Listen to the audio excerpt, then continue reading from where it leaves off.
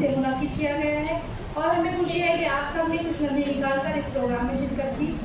आज के इस प्रोग्राम की सदारत के लिए मैं कॉलेज की अदिल अजीज प्रिंसिपल डॉक्टर सलमा अब्दुल सत्तार साहबा का नाम पेश करती हूँ और साथ ही फुलझोल अल्फाज में इसकी तारीफ भी करती हूँ और मौसूफा से इस प्रोग्राम को आगे बढ़ाने की इजाज़त चाहती हूँ। मैं हमारे अदिल अजीज रुमाना मैडम को आवाज़ देती हूँ कि वो आएँ और आज के प्रोग्राम की सदर हमारी कॉलेज की प्रिंसिपल डॉक्टर सलमा अब्दुल सत्तार साहबा की खिदमत में बुलाया किधर पेश करें।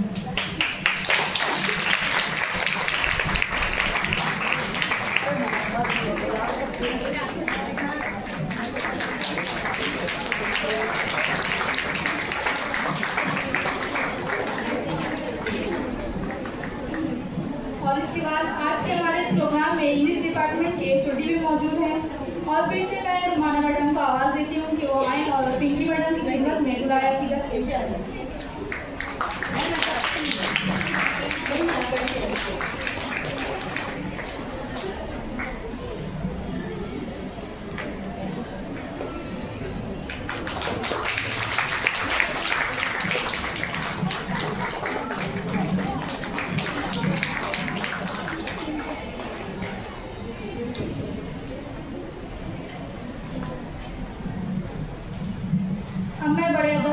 प्रोग्राम की सदर और कॉलेज के अदिल अजीज प्रिंसिपल डॉक्टर सलमा अब्दुल सत्तार साहब को दावत देते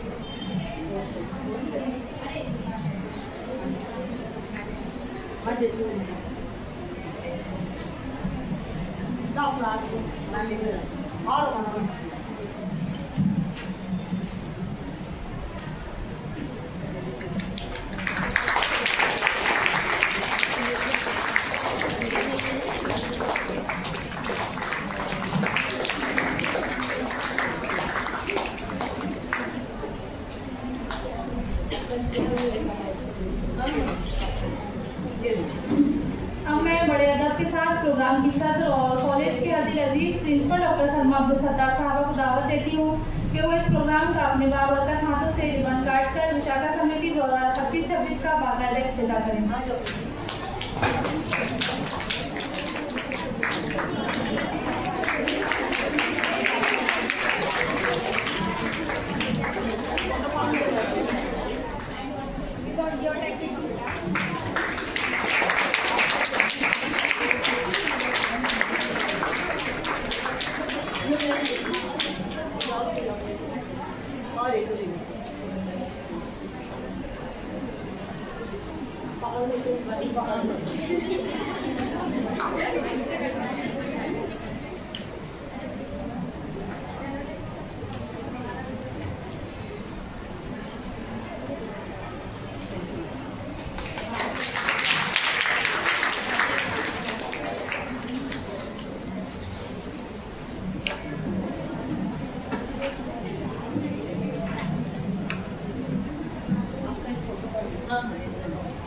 अब मैं इस प्रोग्राम की कोऑर्डिनेटर रुमाना मैडम को आवाज़ देती हूँ कि वो आएँ और प्रोग्राम विशाखा समिति के अफराद और मकासद को बयान करें।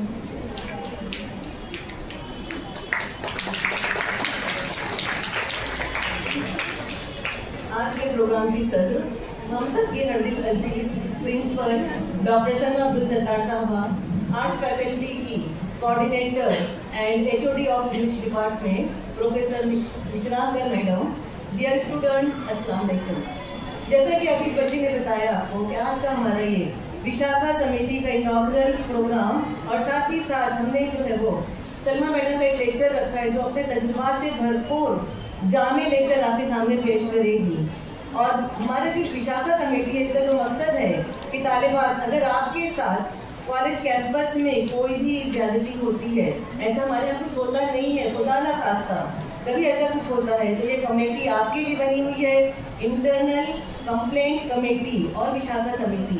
इस वक्त आप किसी भी वक्त मैं सलमा मैडम, पिंकी मैडम किसी के पास आकर अपनी कंप्लेंट दर्ज करा सकती है और हम लोग हर मुमकिन कोशिश करेंगे कि किसी भी बच्चे के साथ कोई भी ऐसा नागहानी हादसा या वाक़या ना हो। और कभी आज तक अल्हम्दुलिल्लाह हुआ नहीं हमारे कैंपस में, फिर भी ये कमेटी है, हमारा काम है इसको जो है वो एक्टिव रखना। और मैं सलमा मैडम की बहुत शुक्रगुजार हूँ कि उन्होंने मुझे 11th आवर्स में प्रोग्राम की इजाज़त दी और साथ ही साथ लेक्चर देने के लिए भी आमादा हो गई। मैं बहुत दिल से तहे दिल से शुक्रिया अदा करती हूँ। साथ ही पिंकी मैडम की भी शुक्रगुजार हूँ और तालिबात आप सब की भी कि आप लोग खामोशी से बैठे हो और मुंतज़िर हैं कि कब सलमा मैडम आया ना उन्हें सुने। तो मैं ज़्यादा वक्त नहीं लेती हूँ, मैं सलमा मैडम से दरख्वास्त करती हूँ कि वो अपने लेक्चर स्टार्ट।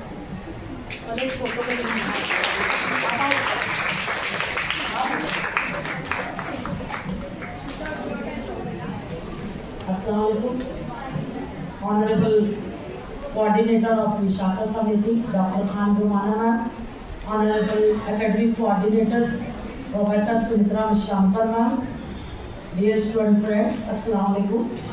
जैसा कि मैम ने अभी जिक्र किया कि ये जो कमेटी है इंटरनल कंप्लेंट कमेटी जिसको हम विशाखा समिति बोलते हैं, तो विशाखा समिति के अंडर में थ्रू आउट द ईयर जो कोऑर्डिनेटर हैं उनके मेंबर्स हैं अलॉन्ग विद प्रिंसिपल, ये कमेटी एक्टिव रहती है और कॉलेज कैंपस में दाखिल होने वाली हर औरत, लड़की, स्टूडेंट, कर्मचारी कोई भी हो उसकी सेफ्टी एंड सिक्योरिटी के लिए ये कमेटी साल भर काम करती है।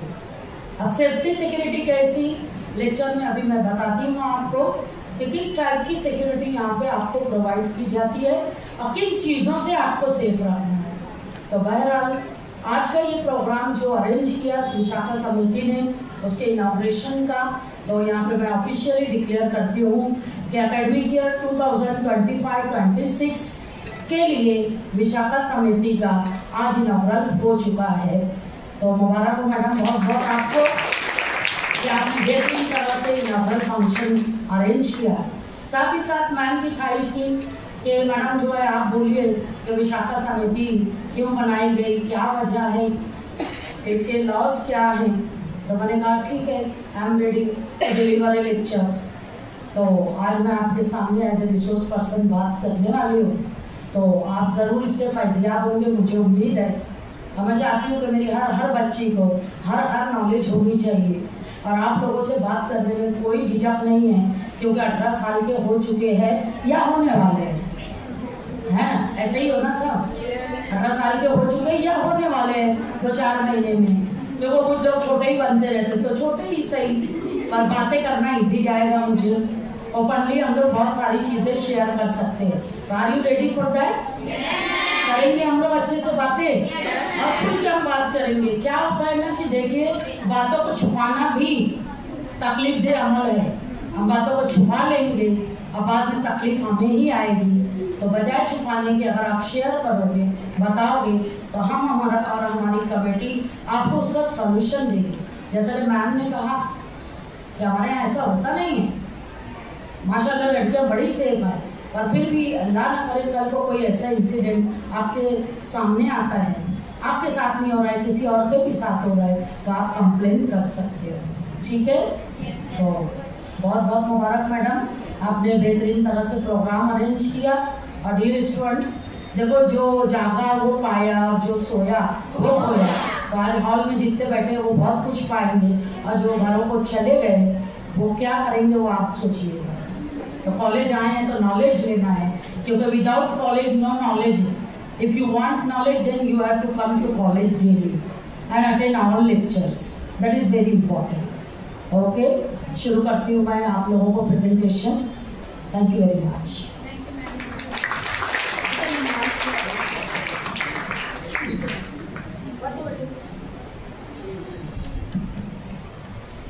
जब बनाई लिए तो अच्छा होगा।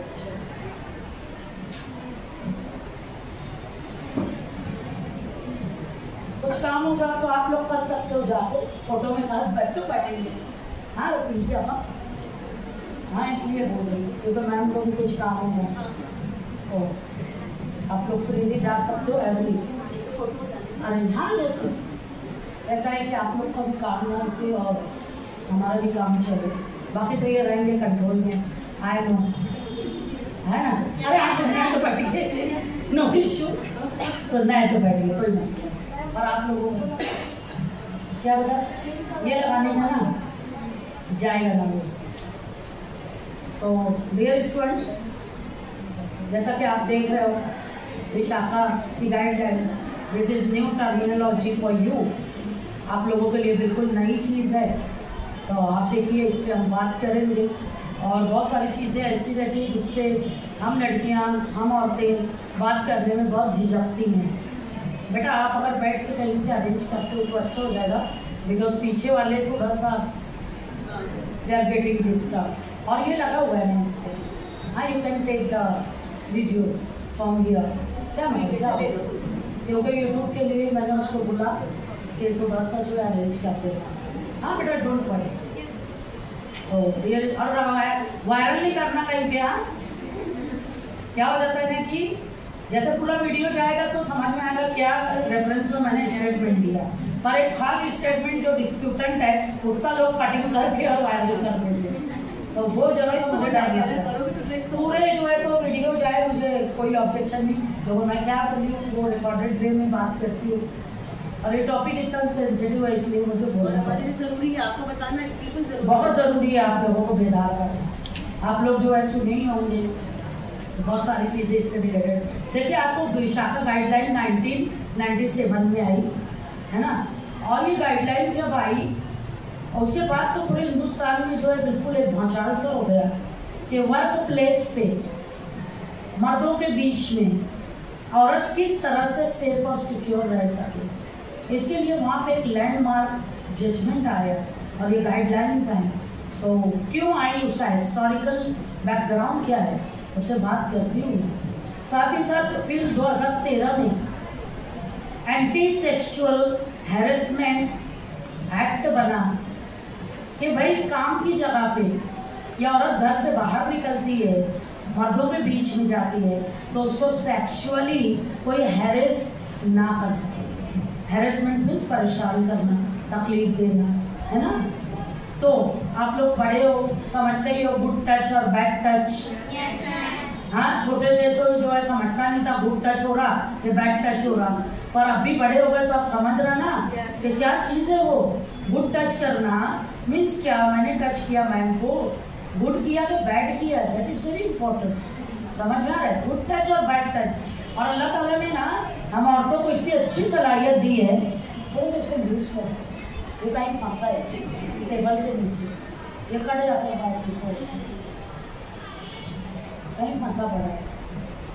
बस बस बस बस। देखो, अल्लाह ताला ने हम लोगों को ना बड़ी अच्छी सलाहियत दी है, हम औरतों को, हम लड़कियों को।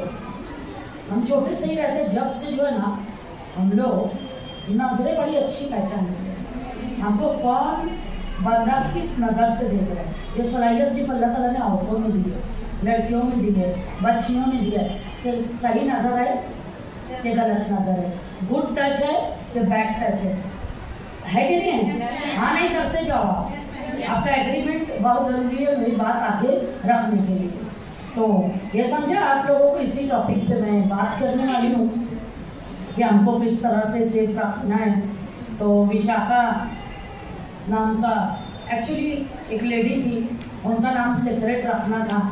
जैसे आपने दिल्ली केस में सुना हुआ, रेप केस में निर्भया, एक्चुअली नाम दूसरा था उसका, पर उसकी तो अभी डेथ हो गई। उसके साथ इतना वैश्याना जुल्म हुआ तो उसका नाम बार बार उछाल के, तो उसकी तो बार बार बेइज्जती है। उसका रेप तो एक बार हुआ था, उसका नाम उछाल के तो बार बार उसके नाम के साथ जो है वो खिलवाड़ होगा कि नहीं होगा। तो फिर केसेस ऐसे जब चलते हैं तो एक नाम दे दिया जाता है उन केसेस को। निर्भया केस कहा गया, वो दिल्ली का रेप केस। ऐसे ही विशाखा है, यहाँ पे भी नाम दूसरा था और विशाखा नाम दिया गया। उसी हिसाब से विशाखा समिति, विशाखा एक्ट और सारा चला। तो सुप्रीम कोर्ट में ये केस चला और एक लैंडमार्क जजमेंट आया 1997 में। स्टेट ऑफ राजस्थान के खिलाफ ये किया गया था। महाराष्ट्र के जैसे एक स्टेट गुजरात, सॉरी राजस्थान भी हमारी, वहाँ का केस है। एक्चुअली क्या हुआ था, what is the historical background. Historical background ये है, ये भौरी देवी नाम की, अलग अलग तरह से लोग, कोई भौरी देवी बोलते हैं, कोई भुवर, हाँ, कौर देवी, अलग अलग नाम बोलते हैं। और जो लॉ की किताबों में भौरी देवी केस कहा जाता है, वो जिसको विशाखा नाम दिया गया। तो भौरी देवी केस जो है ये बिल्कुल एक मोस्ट सिग्निफिकेंट केस है in the history of Vishakha guideline, और यहीं से केसेस आए विमेंस सेफ्टी और सिक्योरिटी हिंदुस्तान में, औरत को कैसे मिले। तो इस केस में जो है हम देखेंगे कि क्या डिटेल थे, आप देखिएगा। फोटो में दिख भी रही हैं, फोटो में दिखेगा। हाँ, तो ये राजस्थान स्टेट के खिलाफ बहुत अहम केस चला, और पूरे हिंदुस्तान की औरतों को इसका क्रेडिट मिला। ये गौरी देवी जो थी, इसके फैक्ट्स देखें अगर केस के, तो गौरी देवी जो है वो एक है तो वर्कर थी, ऐसी वर्कर गवर्नमेंट ऑफ राजस्थान की, जैसे कि आपके घरों पे आती है आंगनवाड़ी की खाला या टीचर, देखे कि नहीं देखे, या आशा वर्कर, देखे ना, ऐसी ही ये वर्कर थी, है ना। और गवर्नमेंट एम्प्लॉय थी ये, घर घर जाके गवर्नमेंट की स्कीमों को बताना, लोगों को बेदार करना, लोगों को जागरूक करना। आते हैं ना आपके यहाँ लोग उन जिंदगी के, फिर कुछ और लेके, फिर कुछ और लेके चलता है ना। ऐसी ये दलित लेडी थी गौरी देवी, दलित पिछड़ी जात के लोग, वो वही गवर्नमेंट एम्प्लॉय थी, और वो करती थी अवेयरनेस हाइजीन के ताल्लुक से, साफ सफाई उसके ताल्लुक से, साथ ही साथ एजुकेशन, और बहुत सारी कैंपेन करती थी।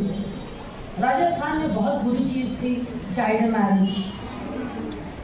बचपन में ही जो है शादियाँ कर दी जाती थी बच्चे की, बच्चे को समझता ही नहीं था व्हाट इज गोइंग ऑन, और शादी भी होती थी, फेरे पड़ते थे, तो समझता था कुछ तो भी खेल है, round and round and round, 7 फेरे हो गए, मंगलसूत्र पहना दिए, शादी हो गई, उसको पता ही नहीं है। वो बचपन का कोई खेल समझ में आ रहा है। तो चाइल्ड मैरिज वॉज बहुत ज़्यादा अपने उरूज पर थी। फिर हम सुनते हैं राजा राम मोहन रॉय, जस्टिस राणा डे, ये सब लोगों ने काम भी किया चाइल्ड मैरिज को बैन करने के लिए अंग्रेज़ों के दौर में। तो ये वो कैंपेन चलाती थी कि बचपन में शादियाँ मत करो। बच्चे की उम्र अगर कानून की नज़र में 18 साल है, शादी की उम्र कितनी है, लड़कों की कितनी है, इतने पे शादी होनी चाहिए, इससे पहले नहीं, एक दिन भी कम है तुम नहीं कर सकते। ये कानून बता रही हूँ, हाँ, मैं रिलीजन तो कोई बात नहीं कर रही, समझ में आ रहा है।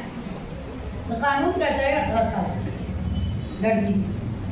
अब यहाँ पे चाइल्ड मैरिज इतनी आम है, आज भी होती है, छुप छुपा कर शादी, चोरी से कर देते हैं, और डॉरी सिस्टम, दहेज का लेन देन बहुत बड़े पैमाने पर होता है। एंड माशाल्लाह वी आर वेरी सेफ कि डॉरी सिस्टम ही नहीं है हमारे से, है क्या दहेज का सिस्टम, शरीयत बोलती है क्या, नो डाउट। और हमने तो मैसेज ही रखा है कि दहेज देने की बजाय लड़कियों के हाथों में डिग्रियाँ दे दो। दहेज की क्या ज़रूरत है, उसको इतना काबिल बना लो, खुद के दम पे खुद कमाए खुद बनाए, क्यों मोहताज बनाए बच्ची को दहेज देकर, है ना। तो ये जो है इस तरह का बेचारी काम करती थी। गांव खेड़े पाड़े, राजस्थान बहुत बैकवर्ड एरिया, वहाँ अलग अलग जगह जाती थी, गवर्नमेंट की वर्कर थी, और वो जो है तो अपना काम करती थी। और उसकी जो है तो यंग गर्ल्स जो थी वो उनको सपोर्ट भी करती थी कि भाई जो है 18 साल के हुए नहीं, माँ बाप ज़बरदस्ती शादी कर रहे हैं, तो हमारी शादी रुकवाओ आके, तो बेचारी पहुँचती थी मदद के लिए, समझ में आ रहा है, ताकि चाइल्ड मैरिज ना हो सके।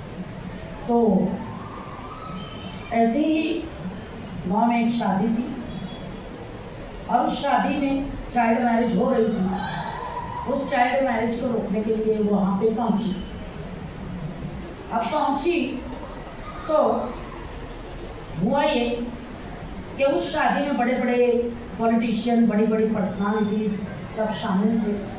उसने बहुत कोशिश करी कि वो शादी को रोक सके, वो शादी होनी नहीं चाहिए, पर उसकी किसी ने सुना नहीं, और सब तरफ से जो है उसको अटैक कर दिए, उसको घसीट के, एक्चुअल घसीटते हुए पंडाल से बाहर निकाले, रोड पे ले गए, और इतना ही नहीं किया, उसके हस्बैंड के सामने उसको बहुत सारा मारा पीटा गया। उसके हस्बैंड का भी पिक्चर है उसके साथ में। और वो आप देखिएगा कि हस्बैंड की लाचार का भीड़ इतनी, पब्लिक इतनी, and she was, it is a brutal act, इंसानियत से गिरा हुआ एक्ट हुआ कि वो औरत जो एक अच्छे काम के लिए आगे आई थी उसको इस तरह से घसीटते हुए लेके तो गए और उसके साथ गैंग रेप हुआ। समझ में आ रहा है? और गैंग रेप करने वाले वही लोग जो समाज के झूठे ठेकेदार थे, समाज की भलाई की बातें करते थे और औरतों की फलाह बहबूद की बातें करते थे, उन लोगों ने उसको गैंग रेप कर दिया। And she was on duty eight that time. Duty पे थी ना, वो ड्यूटी करने आई थी ना, शादी रोकने आई थी ना कि चाइल्ड मैरिज मत करो, और किसी ने सुनी। और उन जुल्म करने वालों में उस लड़की जिसकी शादी हो रही थी उसका बाप भी शामिल था, उसके घर के लोग शामिल थे, बड़े बड़े पॉलिटिशियन, बड़े बड़े इन्फ्लुएंशियल पीपल उसमें शामिल थे। फिर क्या हुआ? फिर जो है गौरी देवी जो है पुलिस स्टेशन पहुंची केस फाइल करने कि मेरा गैंग रेप हुआ है। औरत तो एक बार जलील हुई, पर केसेस होते हैं तो बार बार जलील होती है। ऐसे ऐसे सवालात पूछे जाते हैं और हर चीज़ में औरत को ही गलत समझा जाता है। फिर भी वो औरत हिम्मत जुटाई, अपने शौहर को लेके पहुंची क्रिमिनल केस फाइल करने के लिए, FIR दर्ज करने के लिए। पर पुलिस ऑफिसर्स जो भी थे सब उसको हटाई, बहुत परेशान हुई और वो कोशिश करती रही कि मेरा केस रजिस्टर हो जाए, पर उसका केस रजिस्टर नहीं किया गया। कब तक? 52 आवर्स कंप्लीट हो गए थे, तब तक उसकी FIR दर्ज नहीं हो रही थी। समझ गया? जुर्म अब भी हुआ है, अब भी पहुंची है। FIR का मतलब क्या है? First information report, FIR। तो जुर्म हुआ है, फौरन अगर आपके पास रिपोर्ट पहुंची, you have to write down in the police register in थाने। पुलिस स्टेशन में आपको करना ही है, the very second moment you have to write down. But वो गिड़गिड़ाती रही, अपील करती रही, सुना नहीं गया। कब तक? 52 आवर्स नहीं ले रहे थे उसकी कंप्लेंट। फिर वो दिल्ली जो है तो गई, बहुत सारे लोगों से मिली, बहुत तो ऑर्गेनाइजेशन जो उसके साथ आई, औरतों की तंजीमें आई, उसकी मदद की है। और 52 घंटे हो गए उस गैंग रेप को। उसके बाद उसका केस रजिस्टर किया। ये हिंदुस्तान की तारीख का सबसे बदतरीन केस है कि जुर्म ओपनली हुआ था, गवाह पूरा गांव था, पुलिस वाले भी जानते थे सब कुछ, पर लिखने को तैयार नहीं थे। और एक अकेली औरत, दलित समाज, और वो कोशिश जो है शुरू की और उसने जो है फिर 52 आवर्स में अपना केस रजिस्टर कर दिया। फिर जो है हम देखेंगे इसका केस जो है राजस्थान हाई कोर्ट तक गया। जाहिर सी बात है, समझ लो केस मालेगांव का है, और यहाँ पे कोर्ट ने जजमेंट दिया कि ये विक्टिम की तरफ से फैसला देंगे ना, रेप हुआ है तो जो गुनाहगार थे उनको सजा हुई। तो मानते क्या लोग? एक मालेगांव में जजमेंट निकल गया, मानते? ऊपर के कोर्ट जाते ना, फिर नासिक जाएंगे, नासिक में बिहार गए तो कहाँ जाते? मुंबई। मुंबई आ रहे तो फिर कहाँ जाते? जाते भी नहीं जाते। तो इनका केस भी फिर आखिर में कहाँ पहुँचा? राजस्थान हाई कोर्ट में। और फिर वो उस औरत को ये झूठा साबित किया गया कि विलेज के तो कोई लोग ही नहीं थे जो इसको गैंग रेप किए। उस गांव का मुखिया भी उसमें था, और उसके आदमी के सामने हुआ ये सब कुछ। उसका आदमी आई विटनेस सिंगल था, कोई गांव वाले जुर्रत नहीं कर रहे थे आवाज़ उठाने इसकी तरफ से। तो वो भी गलत साबित किया गया कि उसके आदमी के सामने कुछ हुआ। जाहिर सी बात है, आप अभी इतने समझदार नहीं हो, और मेडिकल रिपोर्ट्स भी सारी बदल दी गई, ख़त्म कर दी गई, और वो 52 आवर्स इसलिए लिया गया ये सारे सबूत मिट जाए। और उस औरत के साथ इतनी नाइंसाफ़ी हुई। और फिर हम देखेंगे कि राजस्थान हाई कोर्ट ने फैसला सुनाया, एकदम छोटी सी सज़ा कि भाई इन्होंने इसको मारा पीटा, ये हुआ, चलो ठीक है इनको सज़ा दे देते। और इतनी छोटी सज़ा दी गई कि रेप केसेस में जो सज़ा होनी चाहिए वो सज़ा नहीं हुई थी, जो गलत किए थे उसके साथ, तो खामोश बैठी भी गया। एक औरत को क्या इंसाफ मिल गया? क्या एक इंसानियत जो है वापस उसकी वो इज्जत, वो असमत जो लुट चुकी है सरेआम बाजार में, उसको वापस दिला सकती है क्या? जवाब मिलता है हमको नहीं।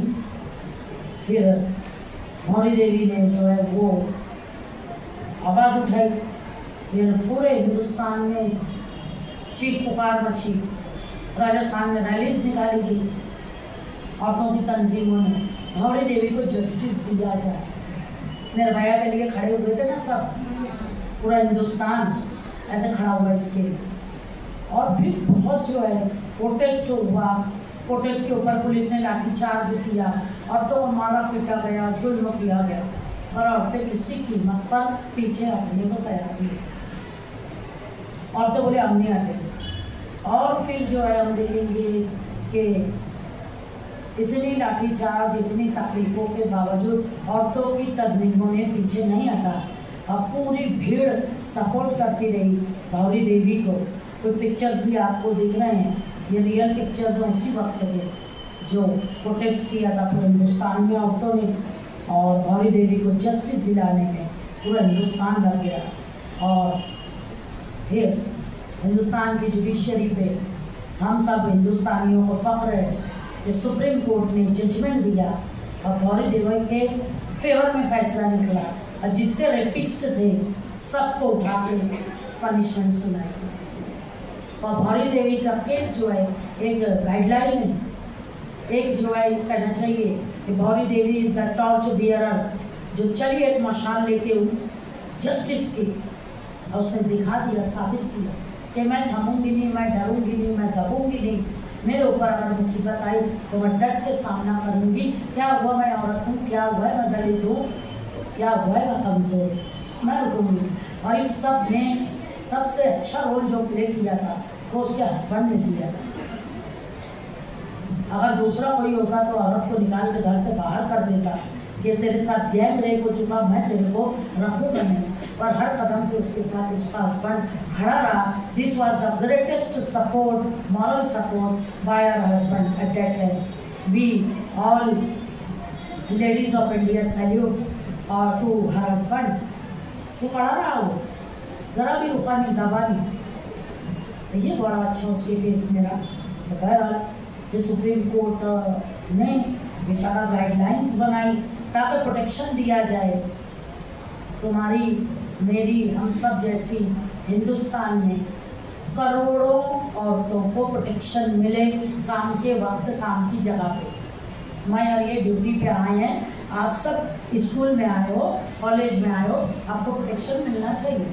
बीइंग ए लेडी हमको कौन प्रोटेक्ट करेगा? समझ में आ रहा है? ये कुछ गाइडलाइंस बनी, और ये गाइडलाइंस सेक्सुअल हरेसमेंट ना हो या इस तरह के कोई केसेस हो तो ये गाइडलाइन के थ्रू काम शुरू हो। इसका बैकग्राउंड समझ में आया आपको? बढ़े आगे, सुनना चाहोगे? सुनोगे? तो फिर विशाखा गाइडलाइंस जो है देखिए क्या क्या आई। तो step against sexual harassment, sexually आपको हरेस कोई करता है ना, तो उसके लिए जो है ये विशाखा गाइडलाइंस जो बनी, तो उसमें जो है कैंपेन जो है चलाने की बात कही गई कि प्रोटेक्शन ऑफ वुमेन होना चाहिए। उसी कैंपेन की एक शक्ल है हमारे यहाँ की विशाखा समिति। अभी स्कूलों में बना है सती सावित्री, नहीं क्या सखी सावित्री, वेरी सॉरी, सखी सावित्री, सखी स्कूलों में अभी इसी साल बना है सखी सावित्री। तो केजी से लेके 12वीं तक सखी सावित्री नाम है उस कमेटी का, और हमारे यहाँ क्या नाम हो जाता है? विशाखा समिति। बड़े हो गए ना 18 साल के, समझ में आ रहा है? तो अब स्कूलों कॉलेजों में हर काम की जगह पे अगर वहाँ पर एक भी लेडी है, पूरे आदमी हैं काम करने वाले, एक लेडी अगर ये है तो उसके प्रोटेक्शन के लिए वो समिति बननी चाहिए। समझ में आ रहा है? तो इसमें पुलिस ऑफिसर्स भी रहते हैं। आज हम बुलाने वाले थे पर 11 नवंबर को हमने किया। हम अगले महीने इंशाल्लाह पुलिस डिपार्टमेंट को भी बुलाएंगे, एक एक्टिविटी लेंगे इसी महीने में, और हम काम करेंगे उनके साथ मिलकर। समझ गए? तो यहाँ पे प्रोटेक्शन औरतों को होना चाहिए। उसके लिए जो है आप देखिएगा भौली देवी का इंसिडेंट तो हुआ, पर बहुत सारी विमेन ऑर्गेनाइजेशंस जो हैं वो रोड पर आ गई थी और उन्होंने ये कहा था कि government should take necessary action for the ill treatment of women at work place. काम की जगह पे हर औरत है, उसके साथ कोई गलत व्यवहार करता है, गलत बर्ताव करता है ना, तो औरत को प्रोटेक्शन मिलना चाहिए। अरे तो इट इज़ राइट वन। हम अपना घर बार छोड़ के, हम अपना सब कुछ छोड़ के काम की जगह पे आते हैं, आप अकेले आते हो, आपको प्रोटेक्शन नहीं रहेगा, स्कूल में कॉलेज में कैसे चलेगा? चलेगा क्या? अभी आप देखो स्कूल में ही बोल रहे हो, हुआ था ना, स्कूल की लड़की के साथ छेड़छाड़ हुई थी, केस था ना अभी जल्दी ही। स्वीपर जो टॉयलेट साफ करता है, कहाँ का केस था? गुजरात। हाँ, यहाँ का भी था, मालेगांव पर भी एक केस हुआ गुजरात का, अभी जल्दी ही ना। हाँ, तो वो जो है स्कूल की तालबा वॉशरूम में गई, वो स्वीपर साफ कर रहा था, वॉशरूम में अकेले नहीं जाने का, सुन लो ध्यान से, एक साइकिल लेके ही जाने। सुन रहे क्या? गर्ल्स कॉलेज हो तो क्या हुआ, अकेले नहीं जाओ, हमेशा याद रखो। और कहीं भी नहीं जाओ, टॉयलेट अकेले नहीं जाए। सुन रहे कि नहीं सुन रहे? हाँ, बदनापुर में हुआ, बहुत सारी जगह टॉयलेट के ही केसेस हैं। तो याद रख लो, मेरी बात गांठ बांध लो, कहीं भी रहो, कहीं भी रहो, टॉयलेट जाना है ना, यानी स्कूल कॉलेज को प्रोटेक्शन बता रहे हो, और कहीं भी गए टॉयलेट गए ना, एक को लेके जाओ, भले जो बाहर खड़ा रखो, खड़े रह तो मैं अंदर से आती। सुनेंगे नहीं सुनेंगे? आपका प्रोटेक्शन बहुत जरूरी। मैं मेरा बता दी थी, हम लोग को सफ़र में बहुत रहना रहता है। सफ़र में कभी कभी मैं एकदम अकेली रहती हूँ, हमारे ऑफिस के क्लर्क लोग रहते हैं, समझ लो, घर के लोग हैं, हस्बैंड जी रहे, तो अपन तो बाहर खड़े घर के अंदर जाते, वो अलग बात हो गई। बट अभी जेंट्स है मेरे साथ, अभी क्या करें? हसीब सर को बोलती हूँ, हसीब यहाँ खड़े रहना, अंदर से आए। सुनेंगे नहीं सुने? आपको खुद की सेफ्टी के लिए खुद मीज़र्स उठाओ, समझ रहे हो? कोई अलग कोई से सेफ्टी देने नहीं आएगा कि पुलिस हर तरफ अपने पीछे है। खुद की सेफ्टी हम करेंगे ना। तो टॉयलेट जो है बहुत मस्त जो है जगह है जहाँ पे इस तरह के केसेस किए गए। तो बेटा be safe all the time, toilet अकेले नहीं जाना। गर्ल्स कॉलेज है तो क्या है, एक साइड खड़े करके अंदर जाओ। सुन लिए, याद रहेगा, बोलोगे नहीं ना, लाइफ टाइम मत बोलना। मैं आज तक नहीं बोली हूँ तो तुम कैसे बोलोगे?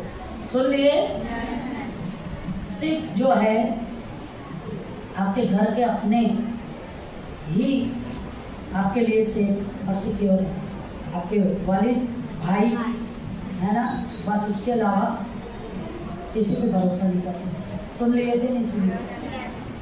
कोई कितना भी हो, खाला का लड़का है, चच्चा का लड़का है, वही ना भाई, बिल्कुल एकदम जो है सख्ती। मैडम लोगों को ही जो है सिर्फ कहा गया ना इजाज़त दी गई है ना, तो भी कैसे क्या, कजिन है तो होगा, ब्रदर है तो होगा, अच्छी बात है। समझ गए कि नहीं समझ गए? If you want to be safe, आपको कोई गुड टच कर रहा है कि बैड टच कर रहा है, you don't know what is his intention, नहीं जानते हो। तो यहाँ पे हम देखेंगे कि मैं जल्दी से आगे बढ़ती हूँ actually, but I wanted to show you जो मेन मुझे बताना है। तो गाइडलाइंस थी विशाखा की, गाइडलाइन के कुछ फीचर्स बताती हूँ जो ऑनरेबल सुप्रीम कोर्ट ने कहे। तो सुप्रीम कोर्ट ने जो है वाइडन किया meaning and scope of sexual harassment. अभी देखो जैसे हम लोग बोलते हैं सेक्सुअल हरेसमेंट, आप क्या मुराद लेते हो उसको, यानी क्या सेक्सुअल हरेसमेंट में क्या क्या चीजें लेते हो? हाँ, bad touch, good touch, good और बदतमीजी करते हैं। और मेरी बात समझ रहे हो आप, मैं क्या पूछना चाहिए? हर वो चीज जो मुझे और आपको गलत लगती है, चाहे उसका देखना ही वो भी सेक्सुअल हरेसमेंट है, चाहे उसका कमेंट पास करना भी वो भी सेक्सुअल हरेसमेंट। बात समझ गए कि नहीं समझ गए? इसी तरह के इशारे करना वो भी सेक्सुअल हरेसमेंट है। कोई कमेंट पास करना ड्रेसिंग पे, आपके अपीयरेंस पे, वो भी है। सुने कि नहीं सुने? और कभी इस तरह की चीज़ों को वेलकम मत करना, मुश्किल में पड़ जाओ। सुने कि नहीं सुने? वो सुप्रीम कोर्ट ने उसकी मीनिंग को वाइडन किया। ये सेक्सुअल हरेसमेंट एक्चुअली क्या गलत तरीके से सिर्फ टच करना, या जो है कि इस तरह के रेप के इंसिडेंट तक जाना एक्सट्रीम, क्या अमाउंट होता है? उसमें हर वो चीज़ कही गई जो आपको गलत लगती है। किसको गलत लगती है? लड़की को। सुन लिए? अभी सेक्सुअल हरेसमेंट में हम देखेंगे कभी कभी जो है तो इस तरह के केसेस आते हैं, आगे बताती हूँ मैं आपको। ये देखो आए, unwelcome conduct of sexual nature. अभी मैंने मैडम को आराम से टच कर लिया था, समझ रहे हो? गुड टच, बट पिक्चर में जो दिख रहा है गुड टच है क्या? है ना? आपको किसी ने टच ही कैसे किया, तो हाथ तोड़ दूंगी मैं, ये एटीट्यूड रखिए। समझ रहे हो? तूने मुझे छुआ ही कैसे? Without my permission how can you touch my body? इतना आपको कड़क रहना पड़ेगा। सुन रहे हो? तब जाके बात बनेगी, वरना फिर जो है कोई भी ऐरा वैरा नथु ठहरा, मैंने बताया था आपको।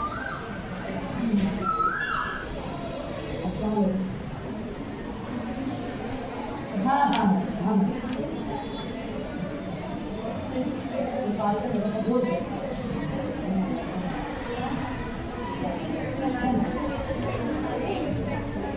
आप समझ रहे हो? आप स्कूल में हो, कॉलेज में हो, कहीं पे भी हो, समाज में हो, रोड पे हो, चलते चलते धक्का भी मार देते ना लोग। चलते चलते जो है, अभी सुबह के टाइम में मेरी लड़कियां तो बहुत सारा शेयर करती हैं मुझसे, अभी आप इतने फ्री नहीं हुए हो ये सब बातें करने को, और वो जाओगे धीरे धीरे। चलते चलते तो माना आपको, मैंने कॉलेज 8 बजे का किया, पहले हमारा कॉलेज 7:30 का था पिछले साल का। 8 बजे क्यों किया? रोड पे सब सुनसान रहता, चलते चलते बाइक पे आते पीछे से कहीं भी छू के चले जाते। जो सुनसान एरिया में मेरी लड़कियाँ रहती हैं, मेरी सब बेटियाँ हैं, उनकी सेफ्टी सिक्योरिटी मेरा काम है। तो पहला स्टेप उठाया मैंने, 8 का कॉलेज किया। तो वो बच्चियाँ बोलती है मैडम थोड़ा लेट बुलाओ ना, वो पवारवाड़ी से आ रहे हैं, वो मालदा से आ रही है, वो ये दयाना से आ रही हैं, और इतने समाज के नासूर हैं कि वो जो है तो इस तरह की हरकतें करते हैं। उनके जो है माँ बाप ने अच्छी पैदाइश की है, तरबियत अच्छी की है, पर वो सड़ा गला जो है इंसान वो इस तरह की हरकत कर रहा है, मेरी बच्चियों को परेशान कर रहा है। तो आप लोग कभी कुछ इस तरह का हो तो प्लीज़ छुपाना मत, प्लीज़ छुपाना मत। सबसे पहले अपनी मम्मी को ज़रूर बताओ, टीचर को ज़रूर बताओ, भले से घर में अब्बा को मत बताओ, भैया को मत बताओ, क्योंकि उन लोग का पहला जवाब क्या रहेगा? रख दे बस्ता, घर बैठ गया। और इस जब से हम लोग छुपाए रहते, एक लड़की आके मैडम मेरे ही कॉलेज की 3-4 दिन पहले इतना रोई है, इस तरह का इंसिडेंट उसके साथ हुआ। मैंने उसको सब हल बताया, अल्हम्दुलिल्लाह दूसरे ही दिन आकर रिजल्ट सुनाई, मैंने ऐसा ऐसा करके देखा ऐसा होगा, वो वैसा करके देखे आप खुशी, madam I am very happy. और इतना रो रही थी वो, ऐसे से काँप रही थी, और अल्हम्दुलिल्लाह काम हुआ उसका। मैंने जो बताए थे उसको उसने अडॉप्ट किए और रिसर्च की। मैं नाम नहीं एक्सपोज करती हूँ, कभी क्लास भी नहीं बताती, बट आपके साथ कभी भी होना बेटा छुपाना है। आपकी माँ को पहले बता रहे, हल निकाल देगी, समझ रहे? नहीं तो हम लोग बर्दाश्त करते रहेंगे, गलत होता रहेगा। अभी आपको सब समझता है, गुड टच क्या है, बैड टच क्या है, सुन लिए कि नहीं सुन लिए? कोई इस तरह से सेक्सुअली हैरेस करे तो आपको बताना है, बोलेंगे नहीं तो होता ही रहेगा। अभी जो है देखिए पोर्नोग्राफी, आप पढ़े हो, मुझे बताने की जरूरत नहीं, गंदी फिल्में रहती हैं, ब्लू फिल्में। अगर जानबूझ के काम की जगह पे कोई जो है कर्मचारी देख रहा है जेंट्स, या आपको दिखाने की कोशिश कर रहा है, या गंदे गाने दिखाने की कोशिश कर रहा है, या कोई ऐसे रोमांटिक सॉन्ग सुना रहा है, सब कुछ काय में आता है, सेक्सुअल हैरेसमेंट। सुन रहा है क्या? देख के सीटी मार रहा है, देख के गंदे इशारे कर रहा है, सब उसी में आता है। समझ में आ रहा है? तो ये भी सेक्सुअल हैरेसमेंट है। Demand and request for sexual favour, है ना? आदमी जो है अजीब मखलूक है, उसको सिर्फ और सिर्फ क्या चाहिए? सेक्सुअल फेवर, है ना? On the name of love. खासतौर से आपके जनरेशन को मैं सावधान कर रही हूँ, जो अगर इस सब में है तो ये जान ले कि सामने वाला सिर्फ कब तक आपसे ताल्लुक रखेगा, जब तक उसका मकसद नहीं पूरा होता। और वो मकसद क्या है? Sexual favour. किसी भी कीमत पे बाय हुक और क्रूक आपको पाना चाहता है, बस खत्म। उसका जहाँ काम पूरा हुआ वो आपको बहुत भी नहीं पूछेगा, और वो लव के नाम पे जो है आपको एक्सप्लॉइट कर रहे हैं। आप नहीं हो, मुझे सब खातरी है, मेरी बच्ची है, ये नहीं हो। और अगर कोई गलती से है तो छोड़ दो ये सब, उसको सिर्फ आपको पाना है, बाकी कुछ नहीं है उसका मकसद। और जिस दिन पालेगा उस दिन उसके लिए फजूल सी बेकार सी शय बन के रह जाती है, और सेक्सुअली वो एक्सप्लॉइट करके चला जाता है। तो आप देखिए तो वो काहे के लिए आपसे लव कर रहा है? सिर्फ उस चीज़ के लिए। वो मिल गई, खत्म, you are useless fellow for you. काहे की लव और काहे का क्या? वही उसको बोलो कि शादी कर, इज्जत बना के तेरे घर लेके चल, is he ready? Answer is no. 99.9% cases में यही देखा गया, लव अफेयर में शादी भी करने को तैयार है। समझ में आ रहा? काहे के लिए तैयार रहते?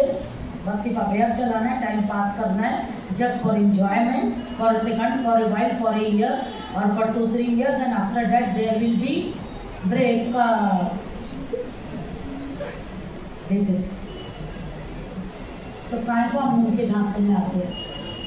अपने इस्लाम की शहजादियाँ, अपने घर की प्रिंसेस, अपने किंग की जो है हम लोग प्रिंसेस हैं, सेफ और सिक्योर क्यों ना रहें? अपने फादर इतने लाड से पाले हैं, अपना भाई इतने प्यार से संभालता है, ये सब झांसों में क्यों पड़ने का? समझ रहे हो क्या? यहाँ पे सेक्सुअल फेवर क्या हो जाता है? On the name of love क्या कुछ कर लेता है लड़का लड़की के साथ। बहुत सारे केसेस में प्रेगनेंसी भी हो गई, एबॉर्शन भी हो गया, माँ बाप को पता ही नहीं है कि नाजायज ताल्लुकात किए, on the name of love pregnancy हो गई। आप क्या करना? शादी करने को वो तैयार नहीं, वो बोलता है एबॉर्शन करा लो, फिर क्या? समझ रहे हो बात को? तो आप सब में सेफ और सिक्योर रहना है कि नहीं रहना है? इस तरह के झंझटों में पढ़ोगे क्या? पता ही मत पढ़ना, फालतू चीजें सब हमारे लिए करेंगे ना। माँ बाप का फैसला बेहतरीन फैसला होगा, हमारी शादी का फैसला वही लेंगे। सारे फैसले मेरे, पर शादी का फैसला माँ बाप का छोड़ दो उनके ऊपर। माँ बाप से बेहतरीन कोई आपके लिए फैसला कर ही नहीं सकता है शादी वाला। सुनेंगे नहीं सुने? तो ये भी सेक्सुअल हैरेसमेंट है। फिजिकल कॉन्टैक्ट एंड एडवांसेस, है ना? फिजिकली अगर कॉन्टैक्ट में आते हैं वो भी सेक्सुअल हैरेसमेंट है। अब देखो ये सेक्सुअल हैरेसमेंट विलिंगली भी है या अनविलिंगली भी है। अब भी मैं जो बोल रही थी लव के नाम पे, विलिंगली, और लव नहीं है अनविलिंगली ना। और लड़कियां यहाँ पे ज़्यादा 420 रहती है, सब कुछ कर लेंगी, बाद में अच्छी बन जाएंगी। मैंने थोड़ी कुछ है वो मेरे साथ ऐसा किया, अरे तो वेलकम तो तू की थी। मेरी बात समझ रहे कि नहीं समझ रहे? वेलकम आपने किया, बाद में आप मुकर जा रहे हो, अब बोल रहे no willingly sexual contact is there, तो फिर चलेगा क्या ऐसा? सब कुछ करके जब घर वालों को मालूम हुआ तो फिर एकदम बन जाते आराम से, नहीं नहीं नहीं मैं तो कुछ नहीं, होता कि नहीं होता? कुछ औरतें फंसाने के उसमें भी कुछ केसेस चल रहे हैं हमारे यहाँ पे भी इस तरह के। तो देखिए घर पे फिजिकल कॉन्टैक्ट मालेगा आपके यहाँ वो, उसके बाद क्या है और सेक्सुअल हरेसमेंट में मेकिंग सेक्सुअली कलर्ड रिमार्क्स। अभी आप देख लो बिग सिटीज का कल्चर, स्लीवलेस पहने हैं, शॉर्ट्स पहने हैं, है ना? अब जाहिर सी बात है आप तो सब ढके हो, अल्हम्दुलिल्लाह बहुत अच्छी बात है, अल्लाह आपको ऐसे ही रखे तायात, आपने सांसों तक पर्दे की पाबंदी, तो हमारे ऊपर तो कोई रिमार्क करते तो देखे, है कि नहीं? हम भी दिखा देंगे हम क्या है। पर बिग सिटीज़ में अगर इस तरह के कोई कपड़े पहने लेडी और जेंट्स पीछे से कमेंट करते हैं ना, क्या दिखती है और क्या ये और क्या वो, जो भी कमेंट करते हैं, है ना? अजीब अजीब गरीब गाने हैं जो गाने कुछ बोल दिए, लिपस्टिक लगाई है, लिपस्टिक पे से कुछ बोल दिए, ये सब सेक्सुअल हरेसमेंट है। बात समझ रहे हो क्या? क्या दिख रही है वो, पैसा उसका जो है तो लिपस्टिक है, ये रिमार्क पास कर सकते, लेडी को कर सकती। मैं मैम को बोलूँगी madam looking very beautiful, okay ये गुड है, पर कोई और मुझे बोल दे आके madam very nice dressing, how is it possible, जुर्रत कैसे किया रे तू? हाँ बोले ही कैसे मेरा कपड़ा अच्छा लगा, नहीं बोल सकते, समझ गए? तो वो जो है आपने देखना है। और कभी कभी क्या होता है कि भाई जैसे अभी ये औरत की कोई वो नहीं है, फिर भी जो है ब्लॉकिंग मोमेंट, जैसे सीढ़ियों पे जा रहे हैं, सुनसान है, रास्ता रोक दिए, इधर हो रही थी इधर हो रहा है, इधर हो रही थी इधर हो रहा है, करते के नहीं ऐसे मोमेंट? आपके साथ नहीं होता है, मुझे पूरी खातरी है, और होगा भी नहीं, इतने डेंजर बन के जियो खुद की सेफ्टी और सिक्योरिटी के लिए। सुन रहे क्या? लिफ्ट है, लिफ्ट में आप चढ़े, कोई जेंट्स चढ़ रहे हैं, कोई ऐसी प्लेसेस है बिल्डिंग में जहाँ CCTV फुटेज नहीं है, सुन रहे हैं? हमारे यहाँ नहीं होता है, पर कहीं भी गए तो इस तरह का सेफ्टी रखना है कि हम लोग कितना सेफ और सिक्योर अगर अकेले भी हैं तो रहेंगे। पब्लिक प्लेसेस हो, बाजार हो या फिर घर हो या कहीं गए हो, बाहर गाँव हो, हर जगह सेफ और सिक्योर रहना। ये तो काम की जगह मैं बता रही हूँ। तो अभी कुछ स्टेप्स हैं, वो सब समझा आपको? ये तो कुछ स्टेप्स बताई, पर और भी जो आपको मैंने बोला ना, अल्लाह ताला ने औरत को नजर दी है, देख के पहचान जाएगी कैसा देख रही मेरे को, समझ रहे? तो जो आपको लगता है ये गलत है, समझ जाना सेक्सुअल हरेसमेंट। सुनेंगे नहीं सुनेंगे? अब आता है प्रिवेंटिव स्टेप्स, बचाव के कुछ तदाबीर हैं, और हम सब तो बेहतरीन जानते हैं कि कैसे कैसे बचाव की तदाबीर करेंगे, है ना? करोगे कि नहीं करोगे? तो देखिए यहाँ पर हम देखेंगे कि provide a safer working environment. अगर ये एक वर्क प्लेस है, यहाँ पे मैडम मैं और आप जैसी औरतें आती हैं, तो आपको कैसा इन्वायरमेंट मैंने देना है? एज ए हेड सेफ, एक सेफ माहौल, मतलब CCTV कैमरा चाहिए, मेरा विजिट चाहिए, और कॉलेज के हर कोने में मेरी नज़र चाहिए कि कहीं किसी के साथ कुछ गलत बोलियो ना, तुम लोग को आके मिलना कुछ भी हुआ तो सिर्फ यही हर चीज़ के लिए बोलियो कि नहीं बोलियो, तो ऐसा एम्प्लॉयज़ को देना चाहिए ताकि कोई एक्सप्लॉयटेशन ना हो।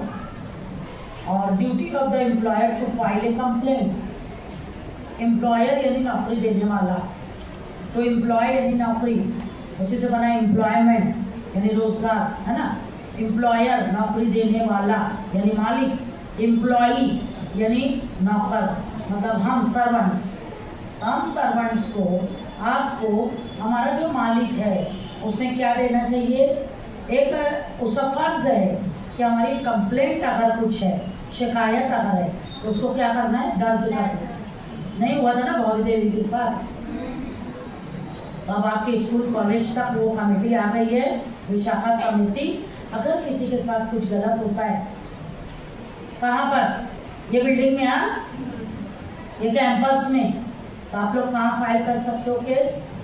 मैम के पास, मेरे पास, या आप जिससे कंफर्टेबल हो उसके पास। सुन लिए, कभी कभी क्या होता है कि हम लोग फील फ्री नहीं है तो लगता हमको अरे रोमाना मैडम तो साइंस के है, हम कैसे जाए, है ना? तो मेरे पास आ जाओ, पिंकी मैडम के पास चले जाओ, समझ गए? तो हमारे एम्प्लॉयर ने, हमारी गवर्नमेंट ने हमको कमेटी बनाई है, वहाँ पे आप अपनी कंप्लेन डाल सकते हो और उस पर हमको फौरन एक्शन लेना है, ठीक है? और सही सही कंप्लेंट डालने का। हाँ, नहीं तो औरतें क्या होती है, जैसे एक केस मुझे याद आ रहा है कि एक कंपनी थी, बिग सिटी का केस है, अब केसेस सब याद है पर स्किप कर रही, तो जल्दी से ख़त्म करना है, मेरा काम है दूसरा। और एक केस याद आ रहा है, औरतें कैसा मिसयूज करती हैं। एक कंपनी थी और उसमें एक लेडी थी, उसका अफेयर था दूसरे एक कंपनी के वर्कर से, खूब दोनों घूमते थे, फिरते थे, खाते थे, पीते थे, खूब अफेयर चला। अब अफेयर चला, सब हो गया। अब जो है लड़की का कहीं और अफेयर हो गया, उसको इसको छोड़ना था। बात समझ, बिग सिटी का कल्चर है, उसको इसको छोड़ना था। तो अब क्या करें, पीछा छोड़ ही नहीं रहा, तो उसको तो इधर अफेयर चलाना है उसी कंपनी के दूसरे एम्प्लॉय के साथ है। This was the case. उसने क्या किया, झूठा केस दर्ज करा दिया वहाँ की समिति में, शाखा में, ये मेरे को सेक्सुअली हैरेस कर रहा है, समझ रहे हो? फिर इंक्वायरी कमेटी बैठती है, इंक्वायरी कमेटी बैठी, सब सीसीटीवी फुटेज चेक हुआ, तो रोज ये लंच ब्रेक में साथ में जा रहा है खाने, छुट्टी हो गई गाड़ी बैठ के जा रही उसके, हाँ उसके टेबल पे 10 बार जा रही, वो उसके टेबल पे आ रही, सब चेकिंग हुई। तो मालूम ये पड़ा कि इसकी बिलीवली सब कुछ हो रहा था, और फिर इसका दूसरे से अफेयर हुआ, वो भी सब इंक्वायरी हुई। बाद में उसकी कंप्लेंट जो है ये कैसी हो जाएगी बोलो तो? झूठी है ना। यानी आज तेरा दिल भर गया तो पीछा छुड़ाना है, अब ब्रेकअप कर नहीं रहा हो क्योंकि नए इधर चैप्टर शुरू हो गया, समझ रहे हो? तो ऐसा केस नहीं लिया जाता है। यानी झूठी complain, I wanted to tell you कि सोच समझ के हमें कंप्लेंट देना है, या फिर बातचीत के जरिए अगर सॉल्व होता है तो सॉल्व करवाएंगे। और इंडियन पेनल कोड, भारत का जो सज़ा देने का कानून है, इंडियन पेनल कोड, पेनल यानी सज़ा, कोड यानी कानून, तो उसमें बहुत कड़क जो है पनिशमेंट है इसके लिए। कंप्लेंट रिड्रेसल कमेटी, ये कमेटी काम करती है कि जो शिकायत आई है, जो कंप्लेंट आई है, उसका क्या किया जाए, रिड्रेसल किया जाए। रिड्रेसल करना यानी हल करना, उस केस को हल करके दिया जाए। तो इसकी भी हमारे यहाँ पे है। उसके बाद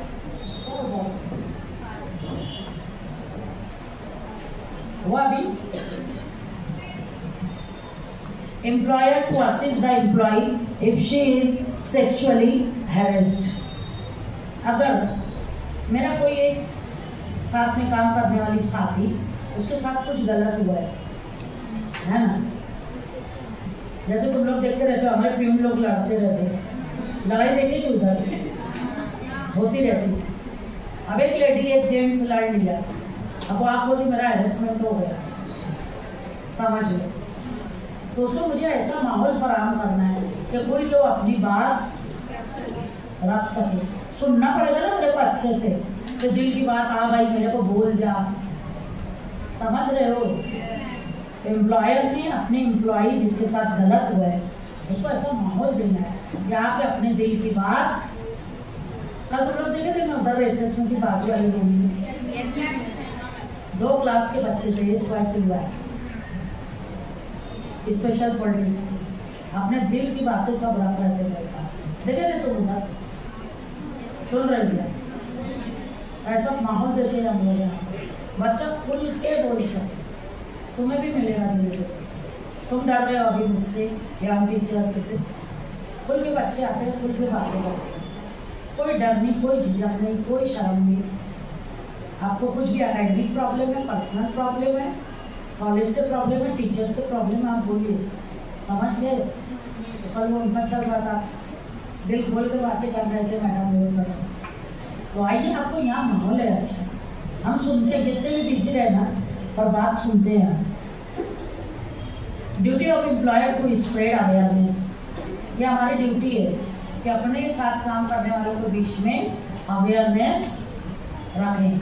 अभी वो खाला लोग की झगड़ा बोली ना जो मैं, तो मैंने अभी बोला कि भैया झगड़ा बंद करो, ये क्रिमिनल केस हो जाएगा।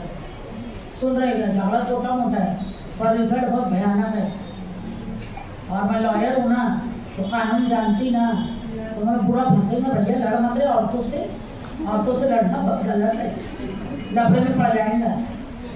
है ना, अभी सुबह समझाई हूँ लोगों को, मान भी गए बेचारे, सॉरी भी बोले। बोलना ये चाहिए कि औरतों के लिए कानून बहुत कड़ा है हिंदुस्तान, बहुत सेफ्टी सिक्योरिटी है, तो हम लोग अवेयरनेस करते ही रहते हैं। उसके बाद है duty of government to widen the scope of these guidelines. कौन सी गाइडलाइन?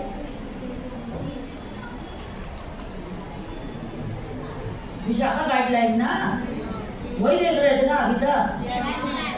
तो ये गाइडलाइन को क्या करना है, हमने वाइडन करना है, ज़्यादा से ज़्यादा लोगों तक पहुंचाना है। घर पे पहुंचाओगे आज का लेक्चर?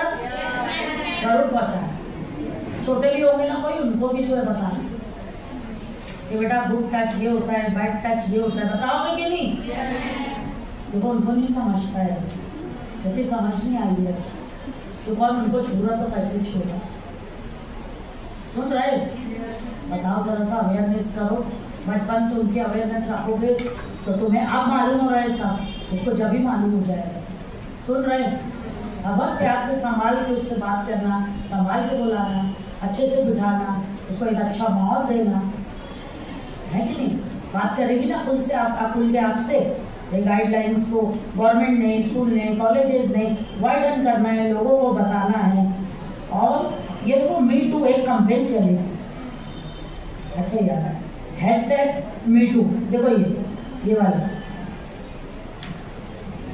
MeToo यानी मैं भी,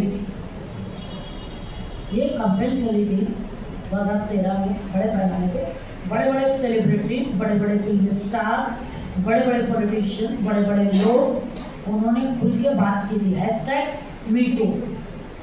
उसमें हुआ ये था कि हाँ मेरे साथ भी हुआ था ऐसा एक बार, हर एक ने अपने तजुर्बात बताए क्या यस मुझे भी ऐसा हैरेसमेंट हुआ था।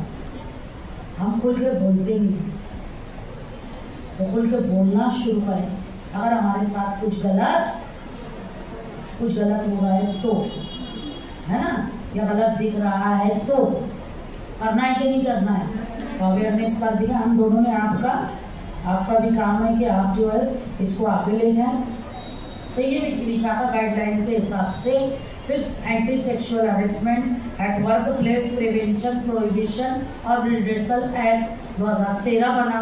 और इस एक्ट के हिसाब से औरत जब घर से बाहर निकली जॉब के लिए या पढ़ने के लिए तो उसको सेफ्टी और सिक्योरिटी दी गई। इतना कड़क कानून है और सज़ा इतनी कड़क है कि आप इमेजिन नहीं कर सकते हो। और अगर एक कंपनी में अगर एम्प्लॉयर्स को देखना चाहिए कि 10 या उससे ज़्यादा औरतें हैं तो इंटरनल कंप्लेंट कमेटी बनाना चाहिए, ट्रेनिंग देनी चाहिए औरतों की। जैसे मैं अभी आपको ट्रेनिंग दे रही हूँ ना, ऐसे हर औरतों को ट्रेन करना ही चाहिए, उनको अवेयरनेस सेशंस लेने ही चाहिए। और वो औरतों को कहीं के लिए लेके जाना है, स्टॉप वायलेंस अगेंस्ट वुमेन। और आगे एक मैसेज है, आप देखिए, टच मी my body,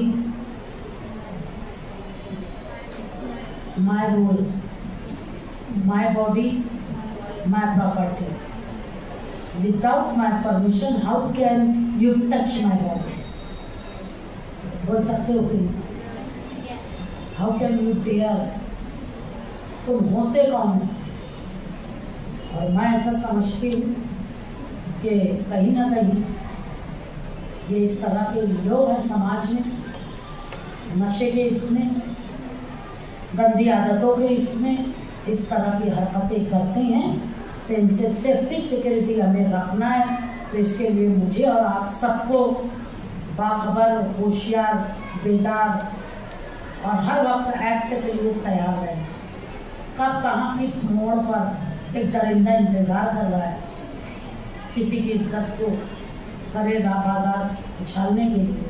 तुम लोग बात करते रहो, तुम लोग बोर हो रहे ना तीनों, शुरू से आखिर तक बात करते रहो।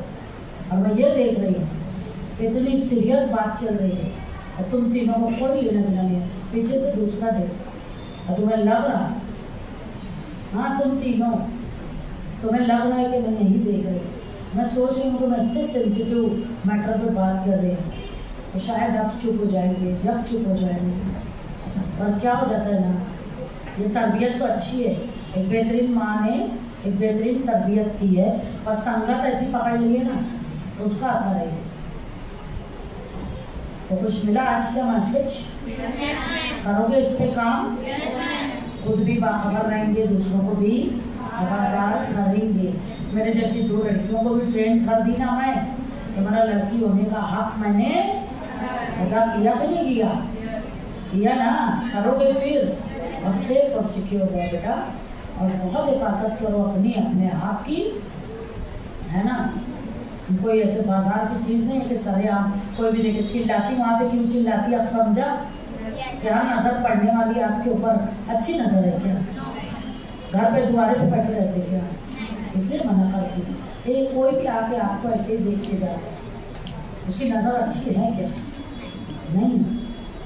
तो क्यों फिर हम ऐसे फजूल शायद तो नहीं है।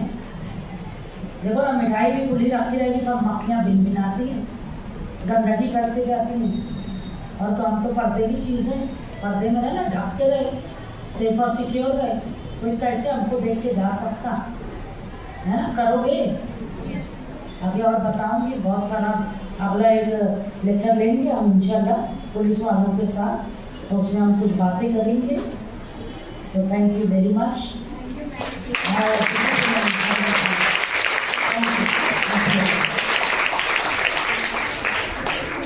और वो बात करो तो क्वेश्चन आंसर अगर कुछ हो वो बात कर दो किसी को।